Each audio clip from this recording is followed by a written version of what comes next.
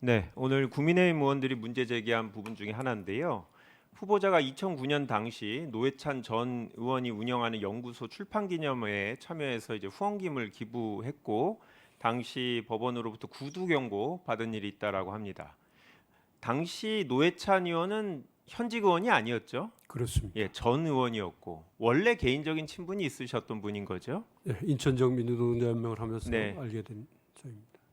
얼마나 후원하셨습니까? 당시 출판 기념회에서 후원하신 금액이 얼마나? 30만 원입니다. 30만 원이셨고 그 전에 이제 아버님하고 배우자의 상이 있어서 그때 혹시 노회찬 의원이 문상을 오셨습니까? 그렇습니다. 같은 해였습니까? 제가 말씀을 좀 올리겠습니다. 노회찬 전 의원께서 운영하시는 연구소의 출판 기념회가 열리게 한 달 전쯤인 2009년 9월 28일에 제 아버님께서 돌아가셨습니다.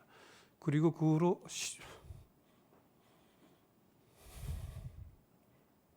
10월 달에 배우자가 10일 후에 예. 제 처가 세상을 떠났습니다.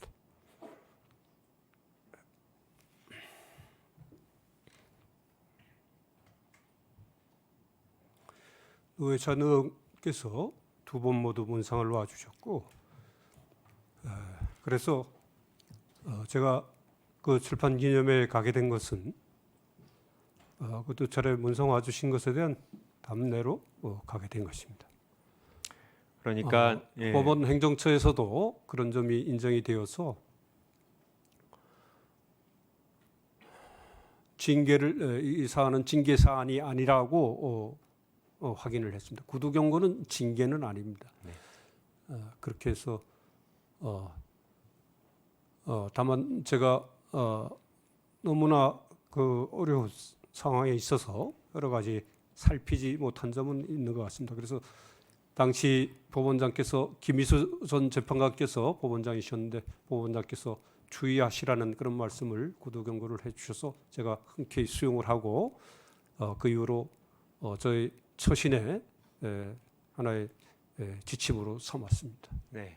그러니까 이제 본인도 되게 큰 아픔을 겪으셨는데 이제 노회찬 의원도 낙선 이후에 그 연구소에서 하는 이제 출판 기념회 공식적인 정치인에 대한 후원금이 아니고 그렇습니다. 네, 그 연구소에 대한 후원금으로 내신 거였는데 2009년도 배우자 사별하셨는데 그 이후에 재혼은 안 하셨나 보네요. 네, 못했습니다. 네, 아들 혼자를 계속 키우셨습니까? 그렇습니다. 네, 뭐 많이 힘드셨을 것 같은데 어떠셨습니까? 네, 혼자 사는 사람 많은 분들의 겪는 어려움을 겪고 있습니다.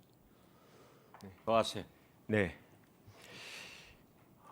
인천 지역에서 노동 운동을 하셨어요. 네, 당시에 80년대 학생 운동 하시던 분들이 졸업한 이후에 노동 운동, 빈민 운동, 농민 운동 이렇게 참여한 분들 많을 시절 아니었습니까? 아주 많았습니다. 네.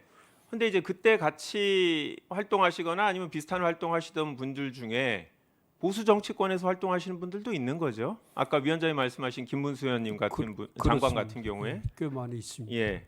당시에 뭐 학생운동, 노동운동을 하신 분들이 정치적으로 편향돼 갖고 한쪽에만 지금 우리 사회에서 활동하고 계신가요? 그렇지는 않습니다. 네.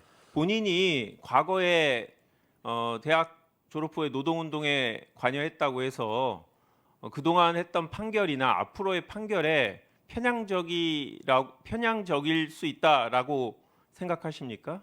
아까 말씀드린 대로 헌법이 담고 있는 가치 그것을 입각해서 법률을 해석 적용하는 그런 방식으로 재판을 해왔습니다. 네. 근데 이제 오늘도 보면 노동 문제에 대해서는 되게 전문성을 가지시고 관심도 많으신 것 같은데 그러면 반대로 노사 문제가 있을 때 사측에서는 우리 후보자가 사회적 약자라고 노동자를 보고 노동자에만 유리한 판결을 내리지 않을까 우려할 것 같은데 어떠십니까? 꼭 그렇지는 않습니다. 꼭 그렇지는 않고요. 그런데 근로기준법 등 노동법이라는 그 법률이 기본적으로 근로자가 종속적 지위에 있다고 보고 그 종속적 지위에 있는 근로자를 보호하는 것이 말하자면 평등하고 그런 관계를 만드는 것이다. 그런 관점에 서 있기 때문에 아무래도 근로자 보호의 관점에서 문제를 바라볼 수밖에 없는데 실질적 결론으로는 가령 예를 들어서 뭐 해고 모여 확인 사건이라든가 이런 것들에서 항상 승소 판결만 제가 해온 것이 아니고 경우에 따라서는 근로자가 패소하는 원고 청구를 기각하는 그런 판결도 꽤 있었던 걸로 알고 있습니다. 한 가지만 질문하겠습니다. 재산 목록을 봤더니 삼성전자 주식을 딱 한 주만 갖고 계시더라고요. 이유가 뭡니까? 그것은 하도 제가 재산이나 이런 거에 관심이 없으니까 어떤 친구가 저 주식 투자를 해보라면서 앱을 깔아주면서 그걸 했던 취득한 주식 한 주입니다. 뭐 기업에 대해서 적대적인 생각을 갖고 있거나 뭐 자본주의에 대한 뭐 불인정이라든지 뭐 이런 태도는 아닌 거죠. 저는 기업을 운영하고 많은 사람들을 먹여 살리는 그런 사람들을 항상 높게 평가하고 실제 조정 과정이나 이런 과정에서는 그런 저의 생각이나 이런 것들을 표명을 하고 말씀을 드렸던 기억이 있습니다. 네, 10초가 남았으니까 한 가지 마지막으로 물어보면 다른 후보자들은 헌법재판소에 근무한 경험도 있는데 후보자는 직접적으로 헌법재판 관련 경험이 없습니다. 전문성이 부족할 수 있다는 우려에 대해서는 어떻게 생각하십니까? 저도 원했었는데 헌법재판소에서 근무하는 것을 저도 꽤 원했었는데 받아들여지지 않았습니다. 수고하셨습니다. 후보자께서 사모님과 사별하고 아들과 지금 살아가신다. 오늘 그 아드님이 이 청문회 내용을 생중계를 시청하셨다고 하면은 우리 아버님이 굉장히 훌륭한 분이다. 이런 생각을 하셨으리라고 저는 생각합니다. 그리고 특히 이 노동운동을 하셨던 분이 기업에 대해서도 좋은 생각을 가지고 있는 것은 오늘날 가장 적절하다고 생각합니다. 물론 노사 간의 문제는 공정하게 돼야지만은 지금 보십시오.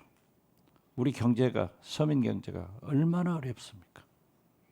연말 크리스마스 특수가 다 사라졌습니다.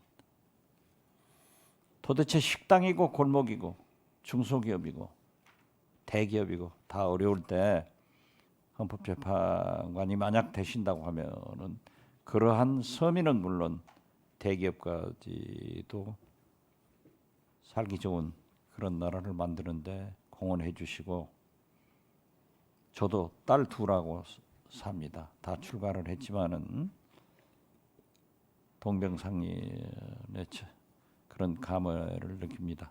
그러니까 아드님하고 굳세게 사셔야 됩니다.